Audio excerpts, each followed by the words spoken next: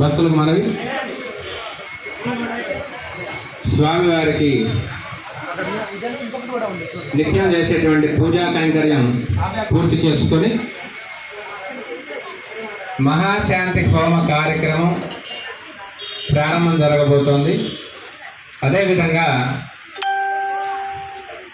నిన్న ప్రారంభ సూచకంగా గోపూజ కార్యక్రమంతో ప్రారంభం చేస్తూ గోత్రనామార్చన జరిగింది. పూజ నిత్య ఆరాధన జరిగిన తర్వాత ఇప్పుడు చేయబోయేటువంటి కార్యక్రమంలో మహాశాంతి హోమంలో ఈ యొక్క గోత్రనామార్చన జరుగుతుంది. అందుకని ఎవరు కూడా మరి అయ్యగారులు ఉన్నారు, మా గోత్రం చదవలేదు, మా పిల్లగాళ్ళు మా మనవరాళ్ళ పేర్లు చదవలేదు అని చెప్పేసి మనసులో సంకోచం పెట్టుకోవద్దు. ఏ పని ఎప్పుడు ఎక్కడ ఎలా చదవాలి చేయాలనేటువంటిది మీ అర్చక స్వామి వారికి బాగా తెలుసు. అందుకని ఇక్కడ నేను మరి సకల దేవతల్ని ఆహ్వానించేటప్పుడు ఆహ్వానిస్తున్న వాళ్ళు ఎవరు అంటే ఇక్కడ మద్రాస్ రామభక్తులు అని చెప్పి చదివారు.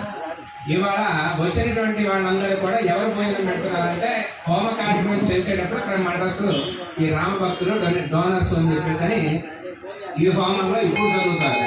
అదే ఈ మంత్రాలు చదివారు, మా కోసం రాలేదు, స్తోత్రం రాలేదు అని అనుకుంటున్నారు.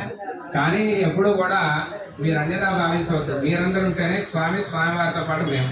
కాబట్టి ఇక్కడ నిన్న ప్రారంభ సూచకంగా గణపతి పూజ అప్పుడు అక్కడ చేశారు. ఇవాళ హోమంలో వేస్తూ హోమ కార్యక్రమంలో సంకల్పం చేసి మీ అందరి పేర్లు చదువుతారు. కాబట్టి ఈ విషయాన్ని గుర్తుంచుకొని సహకరించి